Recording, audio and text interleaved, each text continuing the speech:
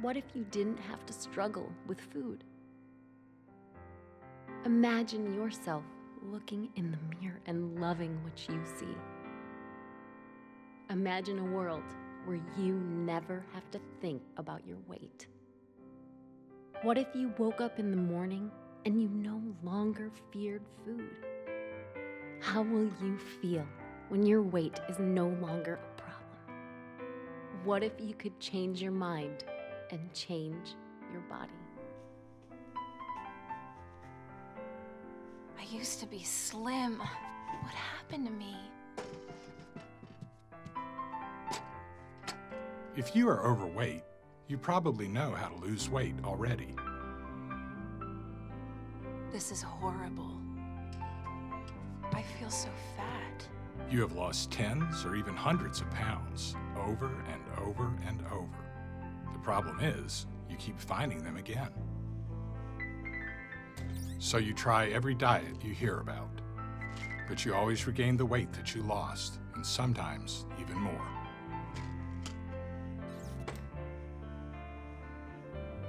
You send your money to a health club every month, but you never get there.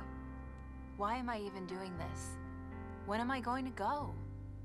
I don't want anybody to see me there.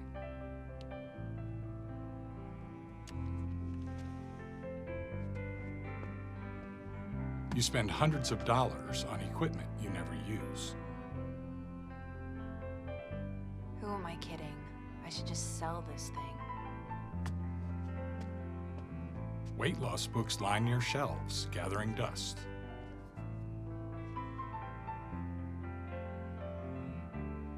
I'm so sick of dieting. I'm always so hungry. You even think about surgery, because nothing else has worked. Maybe I should do it. Is that the only way? What am I thinking?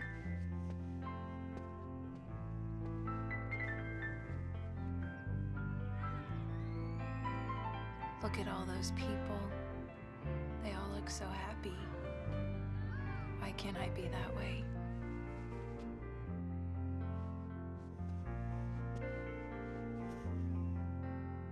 You have looked everywhere for help, yet nothing seems to work for long.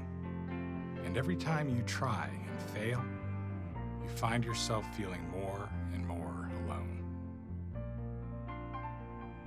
What if you've been looking in the wrong place? What if the answer does not lie outside of you after all? What if there's an inner way?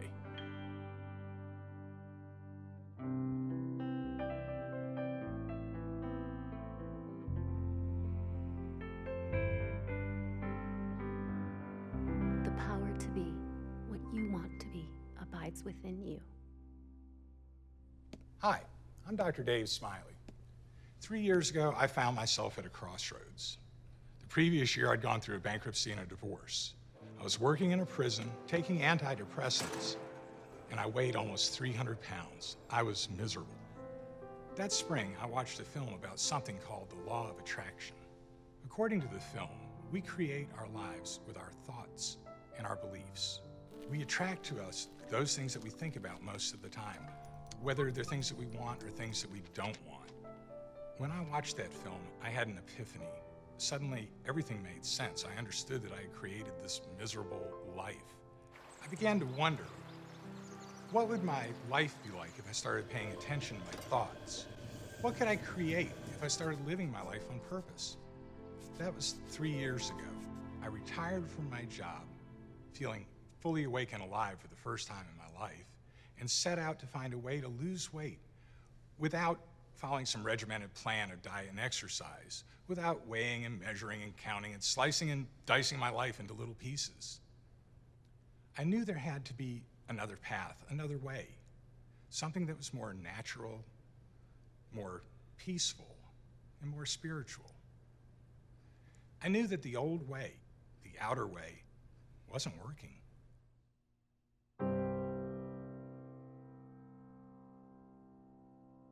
The problem with dieting is you're looking for a solution outside of yourself. And then when the program doesn't work or you fall off the wagon, you beat yourself up because you think that there's something wrong with you. There's nothing wrong with you. A diet often tells you what you can't have. And it's basic human nature to want what you can't have. If there were a child in this room and I put 47 toys on the floor and said, you can have any one of those toys except this rock that's sitting right here, what do you think that that child would want? He would gravitate toward the rock. So whatever we can't have, we want. And if you think about it, the diet industry is pretty much based on failure. They'd be out of business if the product actually works. And they know that.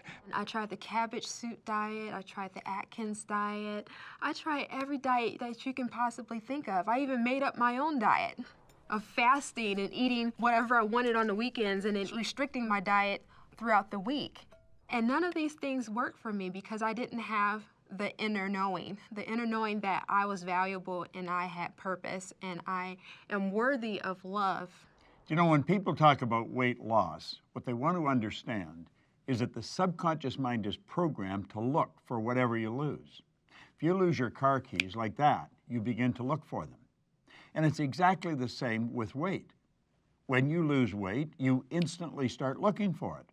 And it doesn't take long till you find it. That's why diets, people are going up and down. They probably lose and gain tons in their lifetime. When what to eat is coming from outside of yourself, you are always going to be resistant to that because it's coming from outside of you. None of us likes being told what to do. We have this inner toddler that likes to rebel.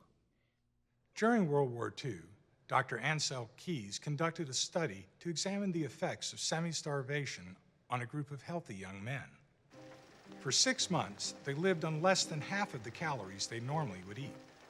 As a result, they lost weight, their metabolism slowed down, and they became obsessed with food.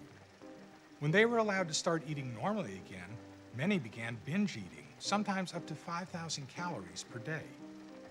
Does this sound familiar?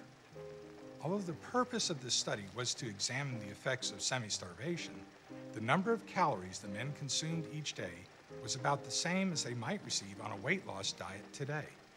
So of course you're going to binge when you come off a diet. You've been starving yourself.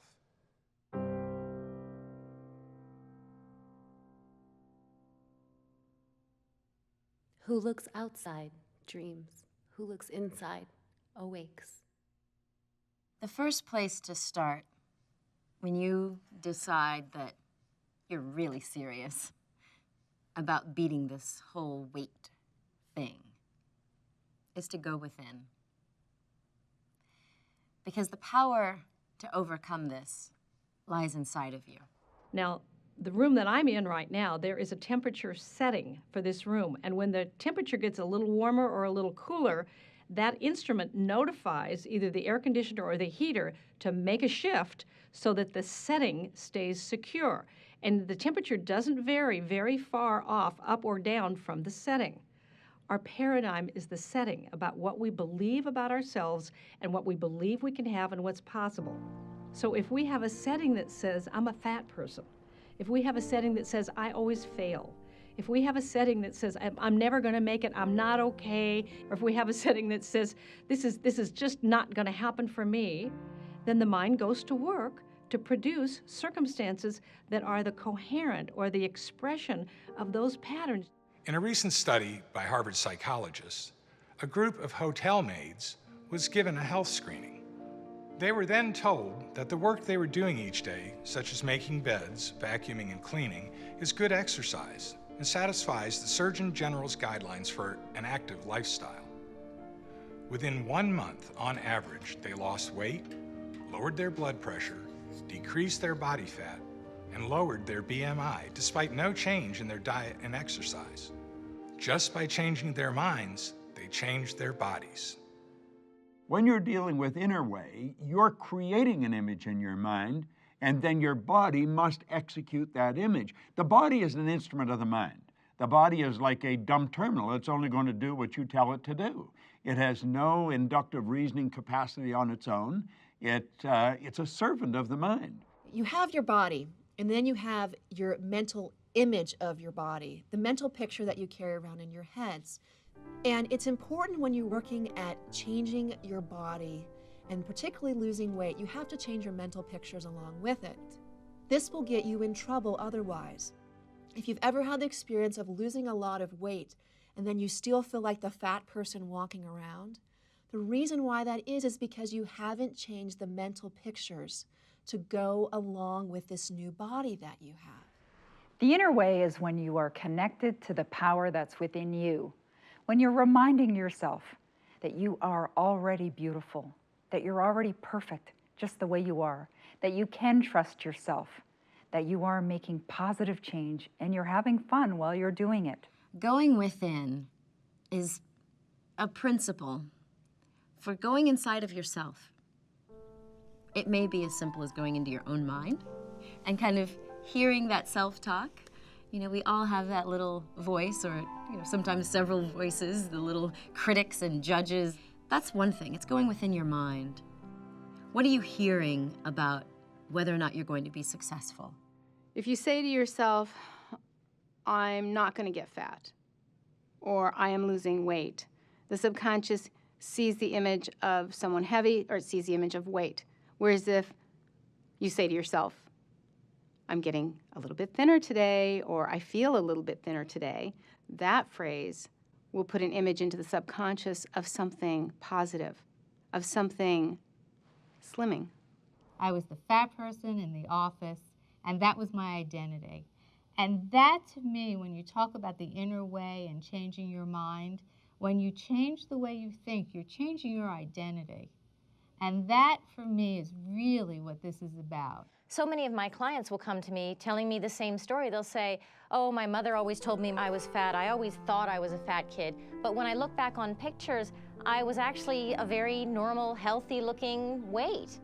What happens is if we hold an image of ourselves as being overweight, if we hold an image of ourselves as being a certain way, then our subconscious mind will start to organize around that image and create that reality for ourselves. So while a lot of my clients weren't overweight when they started believing that they were, eventually they became overweight, and so they're overweight now.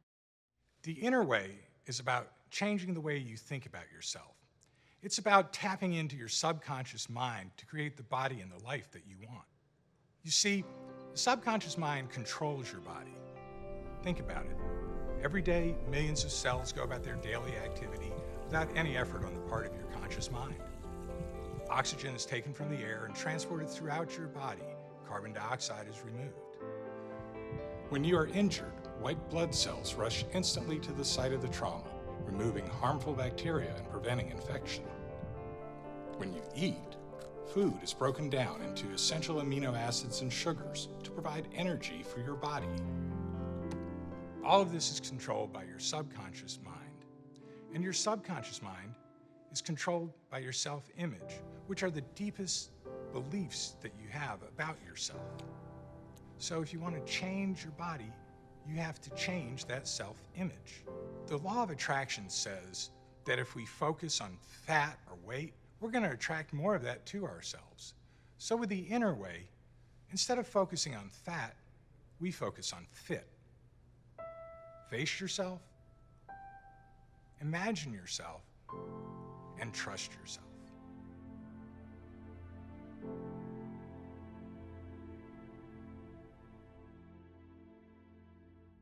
You never find yourself until you face the truth.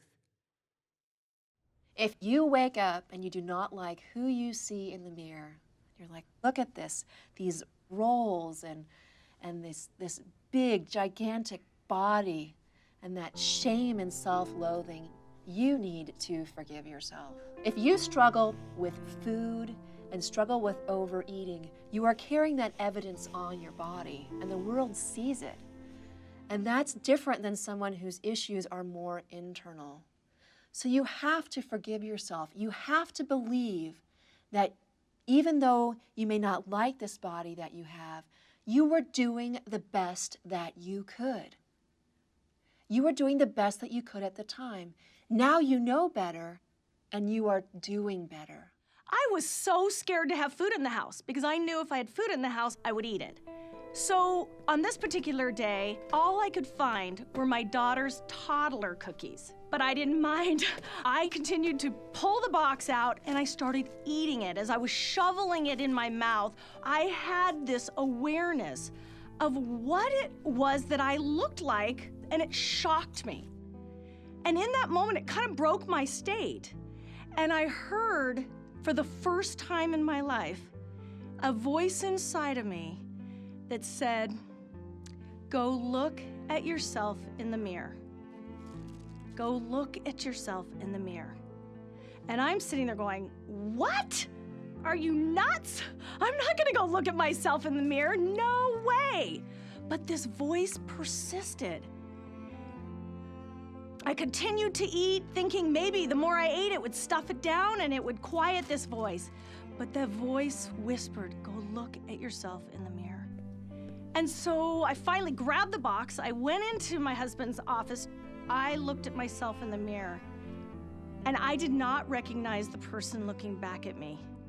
I had tears streaming down my face, and I realized in that moment that I couldn't stop eating even if I wanted to. And that, to me, that moment where I just saw so clearly what I had become, how far I had gone, how low I had dipped, I knew I needed help. And I went down on my knees and I said, God, help me. Please help me. And then at that time, I felt this feeling. It enveloped me. It was like this feeling of utter, complete love and acceptance, and it filled me up from the inside. And for the first time in my life, I felt unconditional love, and I felt like what it was to be satiated from the inside, not trying to stuff myself with food on the outside. And it was the most beautiful, loving feeling that I've ever had. If you're blaming outside of yourself, you lose all of your power. So taking it back and taking responsibility. I created this body right now by the habits that I've been doing for some time now. But the beauty in that is that you can change your thoughts, change your habits, and then create something new for yourself. One night, the day shift had a party, and I saw what was left of the party, and there was cake, I remember, in the trash cans. And I pulled off that cardboard place, you know, that the cake frosting sticks to, and kind of brushed off the cigarette ashes and whatever else was on there, and got myself some good old used icing. And I remembered thinking at that time, you know, if you drank, you wouldn't just be somebody who drank too much.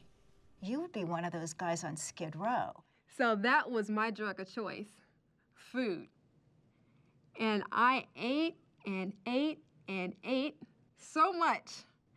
And I must say, I did have a good time putting that weight on. I'm not gonna lie to you. People eat because it tastes good, bottom line. So you're gonna have to figure out how to break the addiction without making yourself crazy, because food is something that you need to eat on a regular basis, where cigarettes and alcohol and drugs and stuff, you can quit that and never see it again and you'll be just fine. When a normal eater eats, they eat and they have enough and then they don't want to eat anymore. But when a compulsive overeater eats, it can just set off the craving. Same thing with an alcoholic. Most people who enjoy a glass of wine, they'll have a glass of wine, maybe they'll have two. That's enough, that's plenty.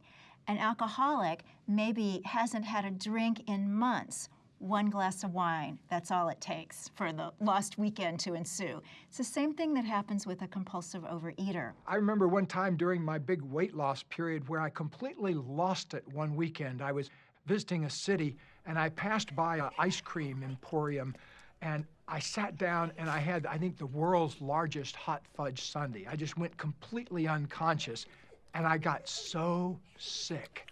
after eating that hot fudge sundae. Not only did I put on a few pounds by the next day, but I was just sick for several days.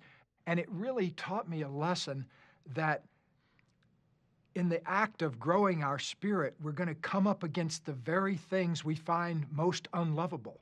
There's going to come a point where you're going to have to decide, is it true? Do these belief patterns, do these thought patterns serve me, or are they hindering me? Are these beliefs empowering me and inspiring me to live my purpose? Or are they keeping me in that negative downward spiral where I feel like I'm not good enough, not smart enough, not pretty enough, not successful enough? You see, we're emotional beings. We're expressing emotions all the time, but we're also habitual beings. So we need to get into the habit of expressing and connecting and feeling those emotions that will draw to us that which we desire. I needed to start loving my body. But in looking in the mirror, I had a very, very difficult time. So I said to myself, okay, I'm going to start with one thing. What can I say that for today I like about my body? And it was really hard to come up with it, but I finally came up with that I like my eyes. So every time I passed a mirror from that point on, I would look in the mirror and say, I like my eyes. And I would look deep into my eyes. And then over time, I truly began to say, I love my eyes. And what else can I maybe love about myself? You know, so many people that I've worked with that struggle with eating disorders or obesity, they've lost touch with their physical body. They dissociate or they insulate. You know, for people who've experienced some sort of trauma or abuse, and they've found themselves eating to comfort themselves, as they gain weight, it provides almost a protective shield. And so they've practiced numbing out their pain so they don't feel. In our culture, we're taught to have some ice cream. It'll make you feel better. And growing up like that, you build habits around stuffing those feelings down, numbing those feelings when you feel upset or emotional. And when you're traveling this journey and you're focused on the inner way, you come right up against your feelings and your emotions. And it's a scary place to be. And you know that if you eat some ice cream, you won't have to think about it anymore. But if you choose the alternative, to go the inner way and to explore, what is this feeling doing? What does this feeling mean? Then you have an opportunity to express it, to release it. And as a result, you're healed. I have my doctorate degree in psychology. I know what we do in Western thinking. When a negative emotion comes up, rather than dealing with it, we shove it back down. So the negative emotion comes up, you shove it back down. And I ran that pattern. I would go, I want to be healthy. This fear of even going into the gym and having to look at other people that are healthy and deal with my own physical body. And instead of dealing with the fear, I'd shove it back down. You need to not only realize that you have the knowledge inside, you have to be willing to face these things, these fears, these negative emotions. And you need to be willing to release them and let them go. Because I teach the law of attraction. I teach the idea that positive thinking makes a difference, and it does. No amount of positive thinking released my fear. No amount of positive thinking released my sadness. I had to let these things go first. When we think about accepting our overweight, out of shape, cellulite-ridden bodies, we think, no, I can't accept that. But if you were to accept it, what would happen then? What would that make possible? The number one objection that I hear from people about accepting themselves, they say, I can't accept myself as I am. If I accept myself as I am, I'll become lazy. I'll just lie on the sofa and eat bonbons all day. The truth is that when we accept ourselves as we are, exactly as we are, then all of a sudden we want to take great care of ourselves. We want to nurture ourselves. Think of a child that you love. When you love a child as it is, you naturally want to take care of that child. You want to nurture the child. It's like you have seeds planted in a garden. And if you want those seeds to sprout and grow, you have to nurture them with love and acceptance. And once I started appreciating my body exactly as it is, my body responded in a very positive way. And I went from a size 12, and now I'm a size 2. When you are eating and eating and eating, and you cannot get enough food, that is a sign that your deeper needs are not being met. When you are stuffing yourself with food, that is your personal love letter from the universe, saying something is not working in your life. One of the turning points that I can remember was this psychologist that I started working with when I was maybe 20 years old, who was the first one to introduce me to the idea that my food was related to my emotions.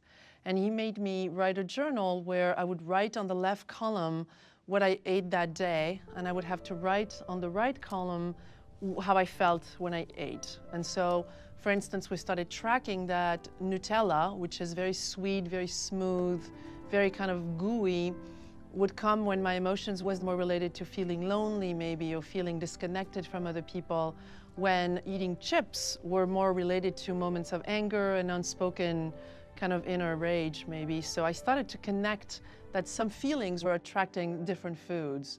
And that became a very interesting awareness for me to start tracking, I'm eating chips, I wonder what's going on, and start using that as a conversation with myself. Am I angry right now? Is there someone I need to talk to right now? And that was the beginning of that kind of new generation, was to start building an awareness of how my relationship with my food was very much my relationship with myself. I used to get emotions out of food that really belong in my relationship. I used to feel a tenderness when I would eat ice cream. Food is not meant to give you positive feelings. It's not meant to give you a hug. It's not meant to give you a warm fuzzy. And I've had people say to me, no, no, no, chocolate will do that for you. And I say, yes, it will. And I understand chemically it will. You need to, at some point, separate the food from the emotion that you get. And then go get those emotions where they are meant to be coming from. Most of us talk to ourselves in ways that we wouldn't talk to our worst enemy. If we were to change the way we talk to ourselves, because if you're constantly criticizing yourself, you're going to feel bad. After a while, pretty quickly, you're going to be really successful at making yourself feel just awful. And we know what we do when we feel awful. We want to eat. What if you started speaking to yourself as you would speak to your best friend? What kind of change would that make for you? When I first thought of the concept that, wow, I need to love and accept myself, my mind immediately came up with a million reasons why that was not possible. You know, like, how do you love yourself if you weigh 320 pounds? Or how do you love yourself if you're sucking on Marlboros, which I was all day long? Then I had a realization that really changed my life, which was the idea that, well, what do you think love is for? What is it that actually needs to be loved, if not my 120 pounds, if not my addiction to cigarettes? And so the power of love is such that you can love yourself for not being able to love yourself. You can love the unlovable. I know, I mean, it sounds strange to even think that way, because it sounded strange to me, but when I realized suddenly, that's the stuff that needs to be loved. One of the things that I have learned on my journey is that I had a lot of false body images. I think a lot of people out there, you know, we look at these magazines, these models, and we think we need to live up to this image. The thing is, we don't allow our bodies to be the bodies they want to be. We have to get rid of these false body images. In order to change your body, you have to accept it, which means love it first. And with that love, they appreciate, the body will respond. I guarantee you about that. It's just a proven fact. But if you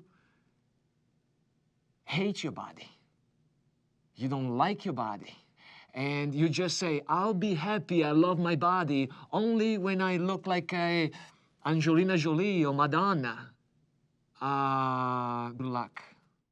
Before, I think I had a relationship with my body like a store mannequin, where I was just looking at it. It was about the way it looked.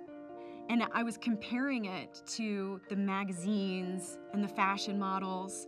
And when I would compare it, it always fell short. And so therefore I was always disappointed in it. When I stopped comparing it and I stopped looking at how my body looks, and I started realizing all that this body does for me every day, and that this body is a vehicle for my spirit, how could I not love it? I just had a new love affair with this amazing body, this amazing gift. And so it was really like turning on the lights for the first time and falling in love with someone that had been there all along, and I just never saw it before. Another trick that I would recommend when you are really filled with shame and self-loathing about who you are is put up a picture of yourself as a small child. This reminds you of who you really are, because most of us look at children and we see them as innocent. So if you can put up a picture of yourself, it reminds you of the innocence that is in you. And that can help you love and forgive yourself, no matter what you see on the outside. I've been given this body not to beat up, not to put down, because sometimes we say things to ourselves that we would never say to anyone else. And you have to remember that every time you say those things to yourself, your body takes it personally. You need to begin to say positive things to yourself, positive encouragement. And you need to begin to talk to yourself like you would a child that you are in charge of, a child that you are a parental figure for, someone that you love and care about. Because that's really when your body begins to hear those messages, you find that change comes a lot faster. You've got to accept the fact that this is your body. You've got to accept the fact that it's the way it is. Now, someone else may have programmed you that caused your body to be the way it is, and you can blame them if you want, but blame is a silly game because that makes you a victim. Although someone else may have been responsible for making you who you are responsible for changing who you are. Do you know Huxley, the great English writer, he said there's only one corner of the universe you can change, and that's your own self. Start with the inner way. All the information you're getting on this film is doing it for you. Take what everybody said and wrap it all up in one neat idea. Build a picture of the person you want to be, get emotionally involved with the picture, and it's the inner way from this point on. You know, I abused my body for years. I threw up for years. Then I was overeating. Then I was undereating. Then I was trying to starve myself. Then I was this health nut trying to follow every health regimen that came along. And yet my body was still here. My body gave birth to 4 amazing children. It nursed them for 8 years. I ran a marathon. My body allows me to wake up every day and live in this world.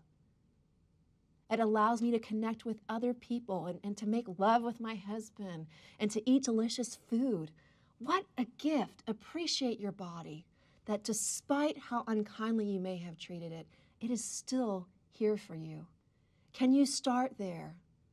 Can you start with an inkling of gratitude? The entire process of mental adjustment and attunement can be summed up in one word: gratitude. Be very grateful for everything you've got going for you. Be very grateful for all the great information that you have attracted to you. You've attracted this information. You've attracted me into your life. You've attracted Gay Hendricks, Dave, Mary Morrissey into your life. It's not an accident we're here. Put it down to anything you want, but I'm going to tell you this: you've attracted everything. We're here to help you. You want to be grateful for it. That'll help you make the mental adjustment and help you tune in with the laws of your being. Gratitude hooks you up to your source of supply. Most of us are living lives that aren't what we want. We're not grateful until the form comes, I'll be happy with myself when I lose 50 pounds. I'll be happy with myself when this thing happens, when I finally have a bank account big enough, or when I finally have the home, or I finally have the partner, or whatever it is we think is the thing that's going to fulfill us. We seek to get it before we allow ourselves to feel, and it's backwards. This is the inner way. The inner way is that we get the picture and we begin to imagine living that life the best we can, imagine being the person who is living that life. That person probably does some dishes. That person still probably does some laundry. That person drives their car. And so you begin putting it on, being that person. And how would that person walk through the grocery store? What kind of food would that person pick? What reading is that person doing? What's the conversation? You can bet that the person who is living the life you're imagining is not complaining. They're grateful. And so as we put on gratitude, we begin to find that ideas that are harmonious with the outcomes we want to create start coming to us.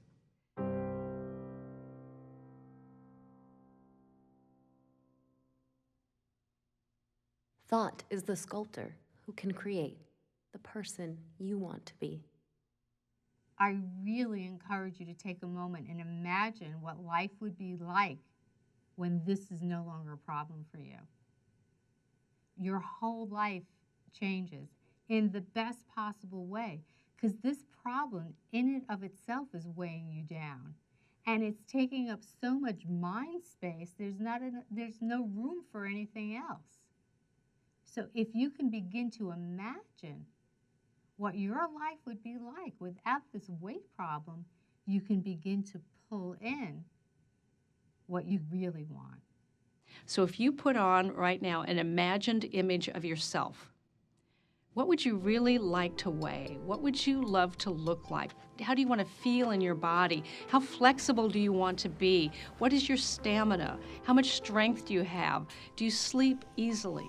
Do you wake up alert and alive and ready for the day? What is the image you would like to put on for yourself? When I give workshops and I have people walk up to me and say how much better they felt after the workshop, and then sometimes the next day they would call me and say things like, I couldn't believe it. At work today, everybody said how much thinner I looked, or how much better I looked, that I looked great. And I said, well, yes, yeah, it's pretty amazing, isn't it? Can you believe what your thoughts do? They can control your physical body instantly. You can be thinner instantly just because your posture is different, your bearing is different, and if you will, your aura is different. The aura about you is different. How you feel about yourself is different. So every facial movement is going to be different, and people will just look at you differently. If it's hard for you to visualize yourself living and thriving at your natural weight, you might want to try this exercise. Stand in front of a mirror and take a piece of imaginary chalk and outline the outside of your body. Now, when you're looking in the mirror, you're then going to visualize that inner body that you want to create, your new body. So then take another piece of imaginary chalk and draw the lines of that inside the other chalk marks. And what you will see when you visualize that is that the woman or man you're trying to create is already within you. You're already within your chalk marks that you originally created. If you're growing a garden, for example, and you plant seeds, and you've got this wonderful soil, and you till the soil, and you prepare the soil, and to me that's also allowing myself to be more positive. And I plant these positive thoughts, and I nurture them, and I water the garden. I don't expect it to grow overnight. I expect that it will take a short time, maybe a few days, but I do see progress. When I start seeing weeds, however, I need to protect that new growth, so I need to pull the weeds. And to me, those weeds are the negative thoughts that I'm going to have, because I'm human as well as spirit. I'm also human, and I do have those negative thoughts, just like anyone. I used to not be able to get my day going without stepping on the scales. That was how I started my day. And it would usually be stepping on my scales and finding that I was 100 pounds more than I wanted to be. But somehow I just obsessively had to step on those scales every morning. I haven't stepped on one now in a long time. I think the act of stepping on a scales for most people is an act of self-sabotage and self-punishment. So I look people right in the eye and I say, can you imagine a life where you never thought about stepping on scales again? Studies show that after you've increased your weight, if you lock it in for at least 3 years, some scientists say 5, even though your genes said you were supposed to be 125, you can reset your little set point and say, no, I'm supposed to be 155. And so every time you try to diet and you bring that scale down, the brain says, what are you doing, silly? I'm supposed to be 155. It literally alters your metabolism. It alters the way your body holds onto nutrients and hoards it to keep you back to that higher weight. Well, guess what they discovered about 10 years ago? They discovered that you, through your conscious mind, can influence your set point. That's right. You can influence your brain. So that part of your brain that says, oh no, I'm supposed to be 155, not 125. Through the power of your conscious thoughts, you can start to change it.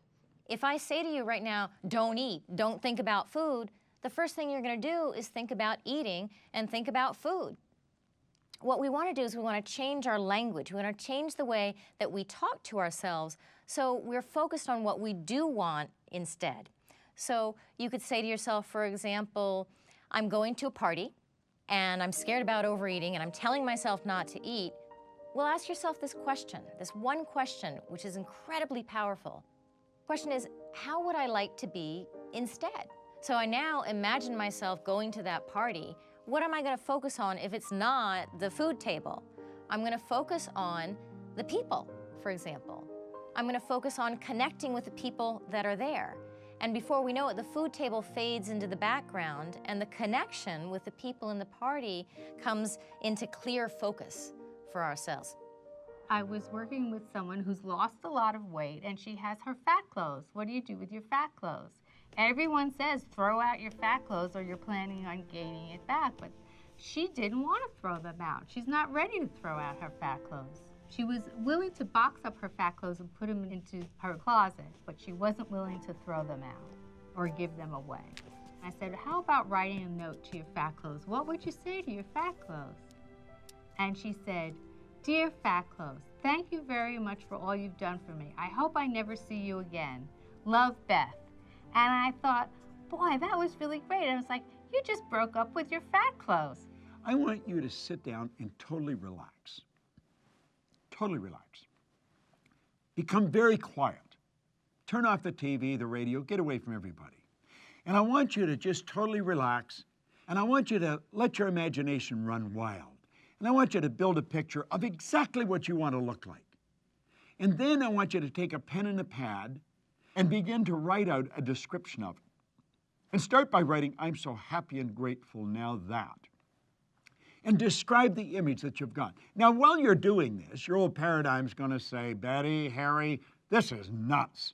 This is never going to work. Proctor doesn't understand all the problems you've got. Listen, Proctor does understand. Proctor's overcome the problems, and he's telling you how to do it. I want you to really be specific. What would it look like? What would it feel like? What would life be like when you get to your goal? And don't tie it to a number. I think sometimes we get so fixed on a certain number or a certain weight or a certain dress size.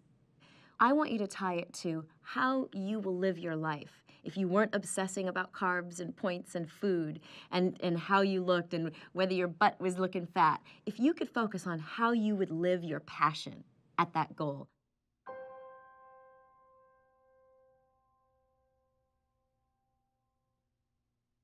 As soon as you trust yourself, you will know how to live. Trust yourself. Believe that you are worthy of a joyful life.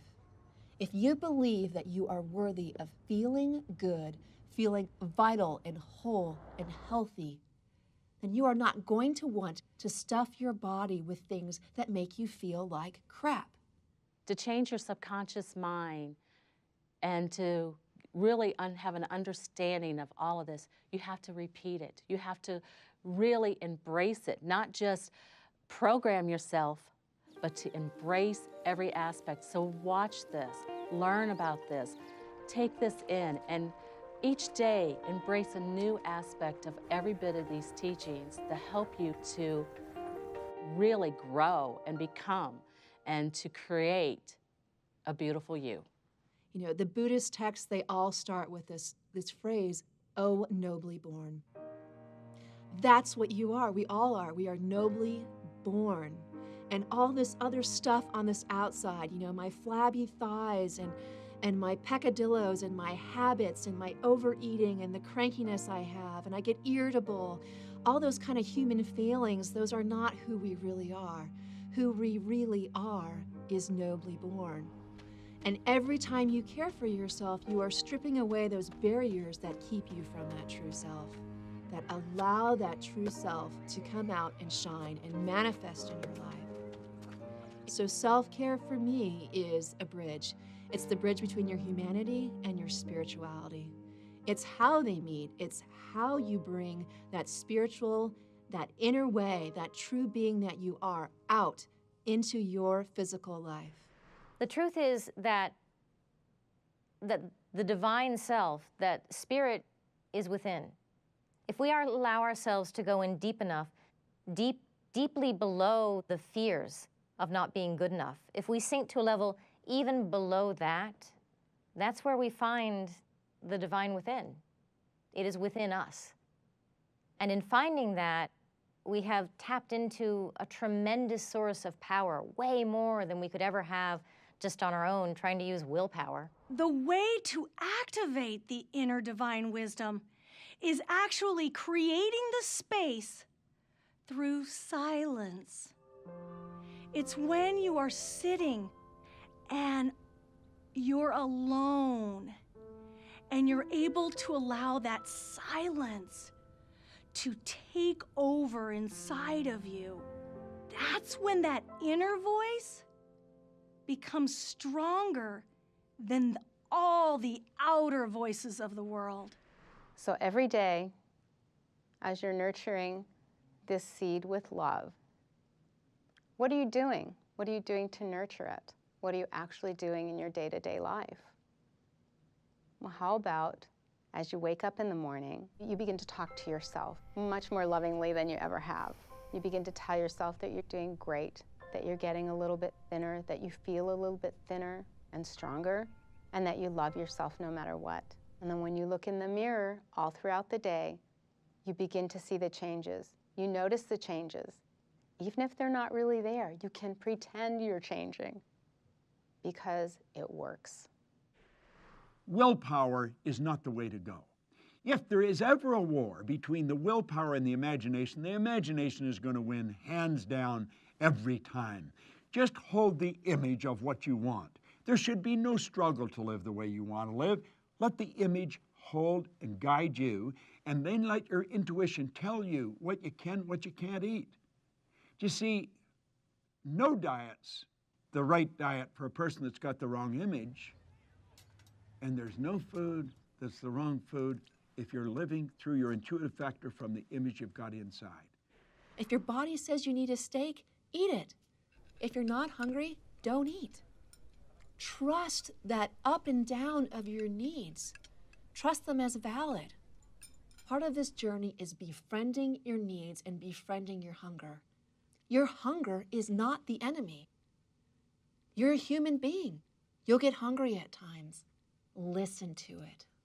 The hunger that I'm talking about is a little whisper.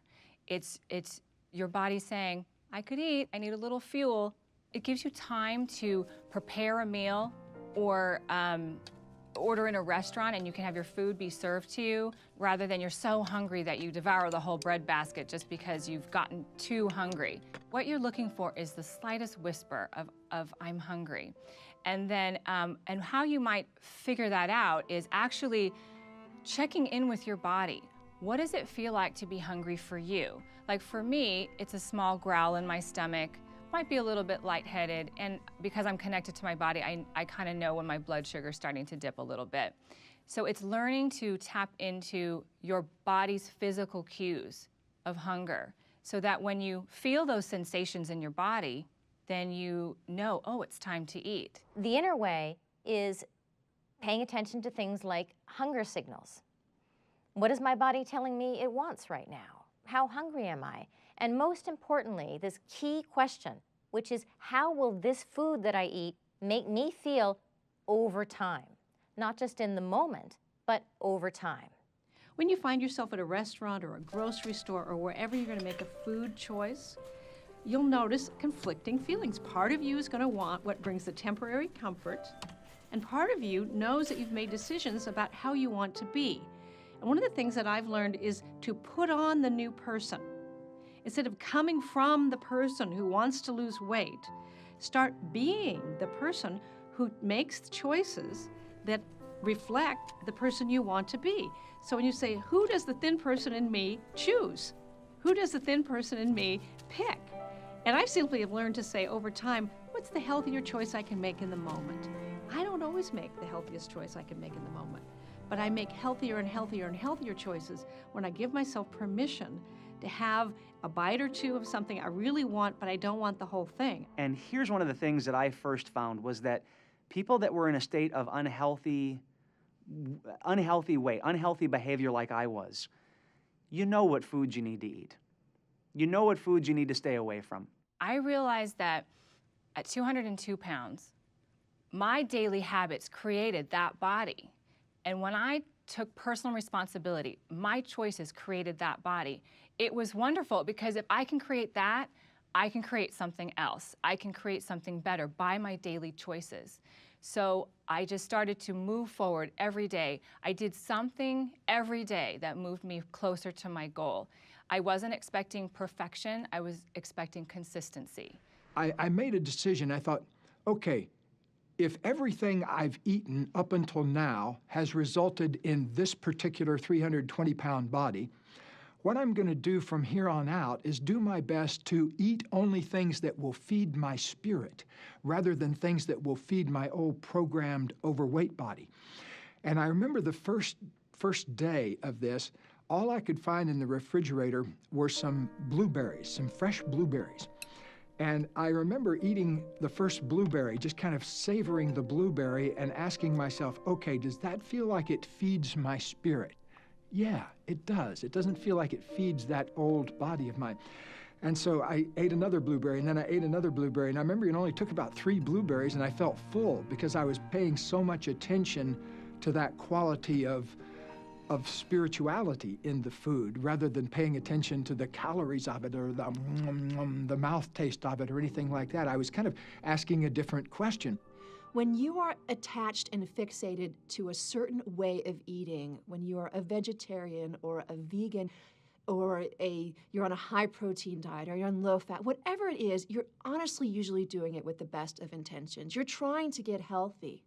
But what's missing from that is your unique body and your unique body's needs.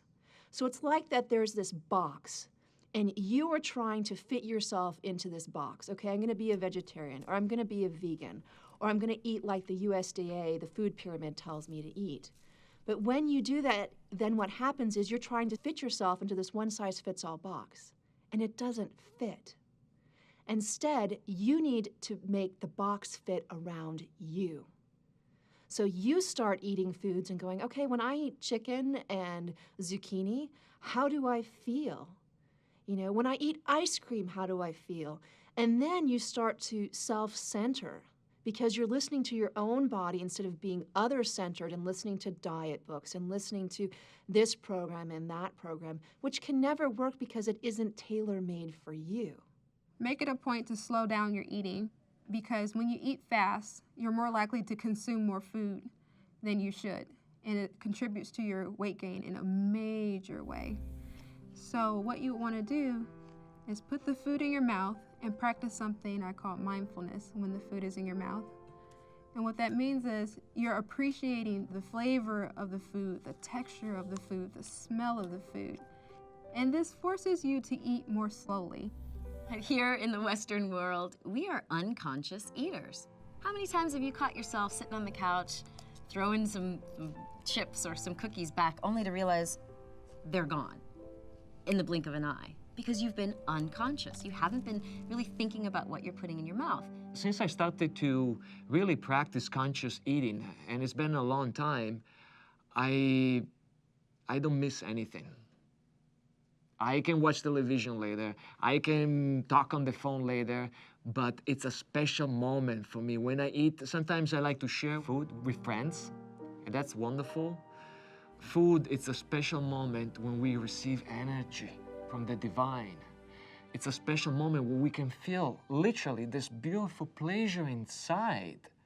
Conscious eating or mindful eating means that you're going to look at this as a process for fueling your body, fueling your life. It starts with the way you prepare your meals. Prepare something that is tasty, that is, pleasing to the eye, so that you can start your body to think that, oh, I'm ready to bring in nutrients that are going to fuel me, that are going to energize me, that's going to heal me and not harm me. Eating until you're 80% full actually allows you to eat at a comfortable level, because it takes about 15 or 20 minutes before the stomach can send the signal to the brain, I'm full. So if you eat slowly, if you chew your food, if you're in a stress-free, quiet environment, you're able to register when you're 80% full, so you can stop.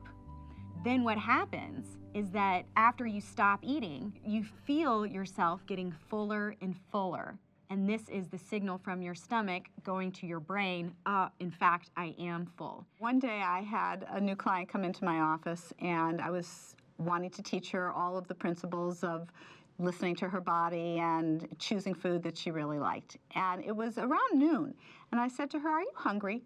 And she said, "Yeah, actually I am." It was a few minutes before she was going to leave my office, and I said, "Well, what do you feel like eating? What's your favorite food?" And she said, "Oh, I would love to have a grilled cheese sandwich. I haven't had a grilled cheese sandwich in so many years because it's so fattening. It's going to make me fat." And I said, "Well, you now have the complete freedom to have exactly what you want to eat. Do you have any idea of where you could get a grilled cheese sandwich?" And she said, "Oh, yeah, I could find a place." And so she left and came back the next week, and she was so excited. She came bouncing into my office and said, "I can't wait to tell you my story." I said, "What happened?" She said, "Well, I went to this restaurant," and she said, "You're not going to believe this. They were having grilled cheese week, and every day of the week they were doing a different kind of grilled cheese sandwich, and it was so exciting. And I ordered a grilled cheese sandwich and a salad because I like salad, and I ate half of the sandwich and some of the salad, and I thought, I'm not hungry anymore. I'm full, and I can come back tomorrow and have a different grilled cheese sandwich tomorrow." And she was so excited. Nothing like that had happened to her in her life, really, because she had been dieting most of her life. A thought that's pretty common is people feel they belong to the Clean Plate Club because that's something that they were taught by their parents or their grandparents. That is definitely a thought that I unwind a lot with my clients. So if you believe that you must clean your plate, even though you're not hungry, you're disconnecting from your body. So I teach my clients to adopt the habit of wasting food. I mean, you obviously don't want to just buy it just to throw it away. But to me, if you are eating food that is more than what your body requires for fuel, it's a waste either way. Saying a blessing every time you sit down to a meal is so powerful. You can thank the farmers in the field. You can thank all the people who drove that food to the grocery store. You can thank yourself for actually going to the store and buying this beautiful, abundant, colorful food. When you bless the food and bless the people around it that their hands have touched it, the food takes on a new energy, and it's filled with life. And as you are eating it and consuming it, your body knows that it is blessed food. I learned from a friend and mentor of mine a long time ago that for a compulsive overeater, it is equally and maybe more important to say a prayer after the meal, because we need closure. A problem for somebody who has an eating compulsion is, when's the end? Dinner is good, so let's just keep eating it. So to say a prayer at the end of the meal is a beautiful punctuation. Now, how my friend came to this was that she's a Protestant lady who visited a Catholic Mass, and she was interested to hear that at the end of the service, the priest says, "The Mass is ended, go in peace." So she started using this as her after meals prayer. The meal has ended, I go in peace. It works. Busy, busy, busy people, let me say something to you. You cannot afford not to exercise. How about we don't even call it exercise? Let's call it movement. You have to make your body move more than it is right now. Because if your body does not move, you will become weak. Your bones will be weak. Your muscles will be weak. Your metabolism will slow down. So much of what we do to take care of our bodies comes from other people. We go and lift weights even though we hate it because some expert says we have to go and lift weights. When you may be someone who feels really good walking every morning, trust your body. If you like to dance, dance. If you like to swim, swim. If you wake up one day and you're exhausted and your body tells you need to rest, rest. Wherever you start out at, that's fine. I mean, if you just like walking, by all means do that. If you like yoga, some people like weight training, some people like kickboxing, some people like spin. Me, I don't like spinning. I tried it once, never do it again. It's not something I enjoyed. It obviously works for other people. It just doesn't work for me.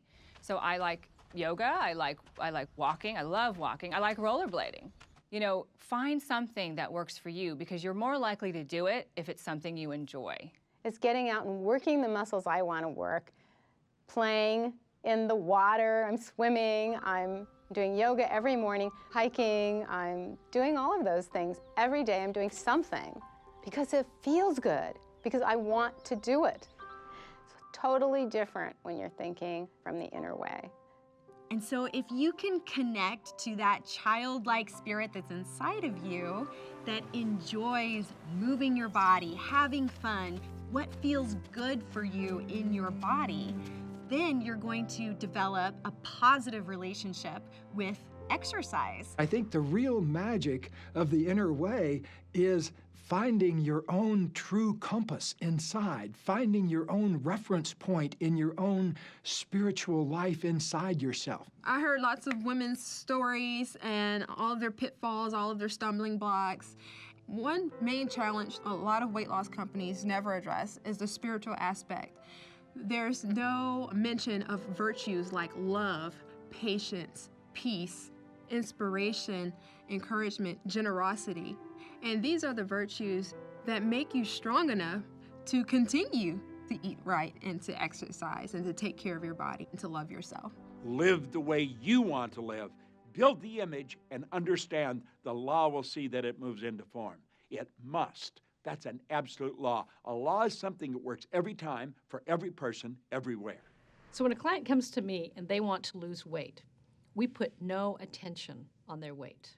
We put attention on what they want to create, on a dream. And we get them so involved in falling in love with creating a project or something they want to build or something they want to give. Because what happens is when you fall in love with a bigger idea, what was your problem diminishes in its hold on you because you're moving at a frequency that is much more compatible with a life that is what you really want to live. So we talk about healthy choices and talk about healthy responsibility and we talk about patterns, but we don't focus on the weight, we focus on a dream. What would you love your life to be like? And how can we make today a little more like that? What action step can you take today? Because your weight is only one part of your life. If you are someone who is struggling with weight, I would ask you to look at that weight as a symbol. What is weighing you down? What feels heavy and draining to you? I have yet to meet a person who struggles with weight who is living a life that truly feeds and nourishes them. You need to look at your life and say, what is missing? What makes me feel fulfilled? I believe that each and every one of us kind of comes to this life with our own personal mission, if you will.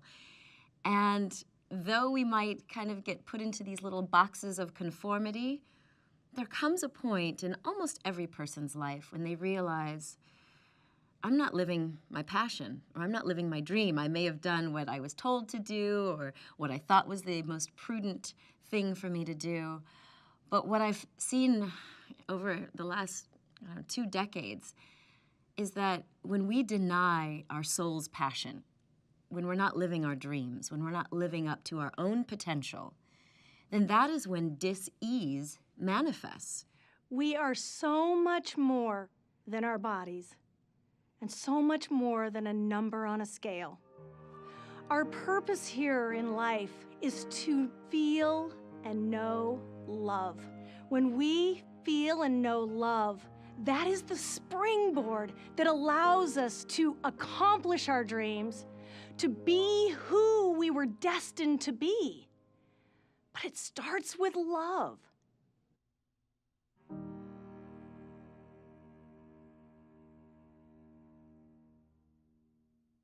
Life is either a daring adventure or nothing at all.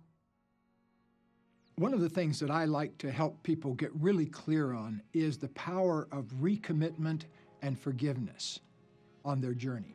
And I say to people that commitment is important, but recommitment is where the magic is. So if you have struggled with weight and with body image, the solution is already there. The solution is in turning to yourself and saying, what do I need?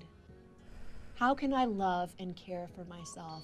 It is not the universe trying to punish you. It is the universe trying to wake you up into the fullest expression of who you are. So I tell people, get good at forgiveness and recommitment on your journey, because you're going to have plenty of opportunities to use both of those things. A sailboat has a destination in mind, the captain does, but nobody goes straight line. They tack, they go back and forth, a little off track and then they come back, and then a little off track and then they come back.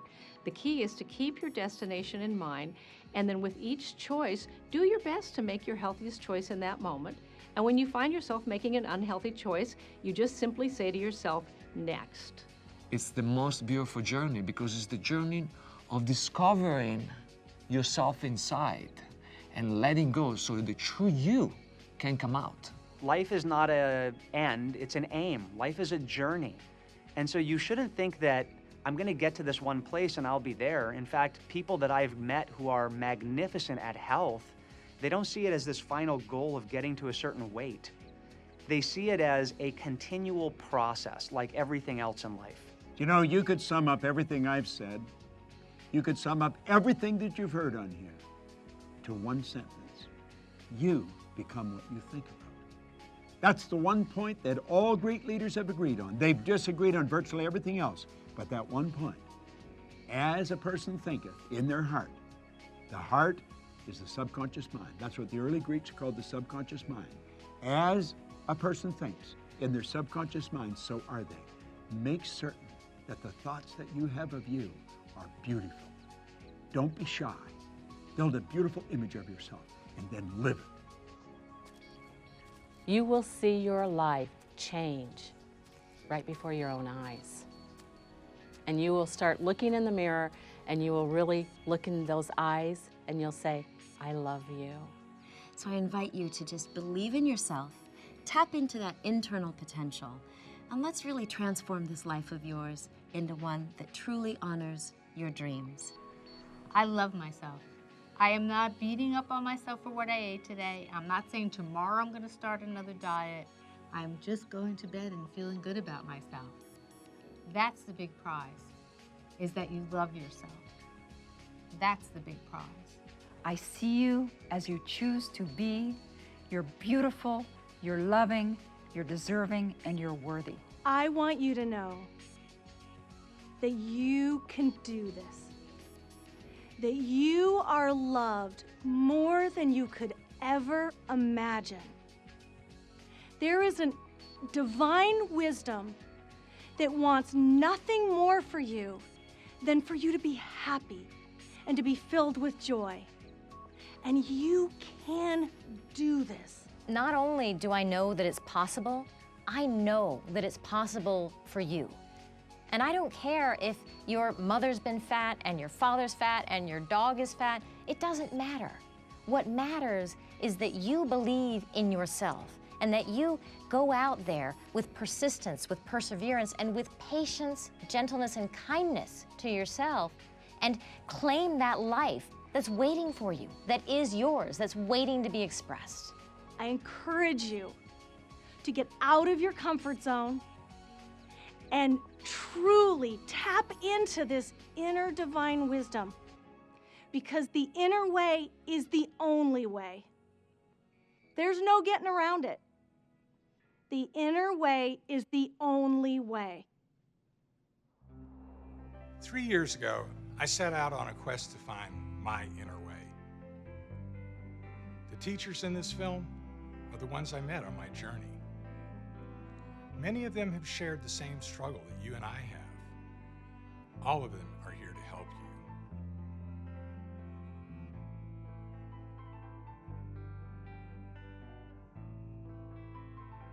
Watch this film over and over.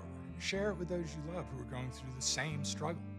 Get the concepts firmly planted in your subconscious mind.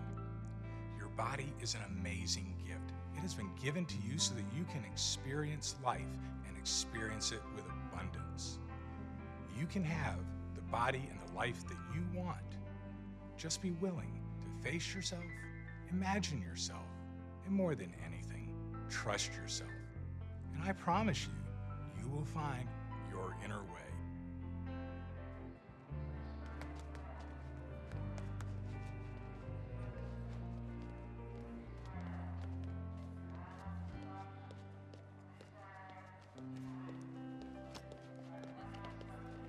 I know the inner way. I feel the inner way. I have found my inner way.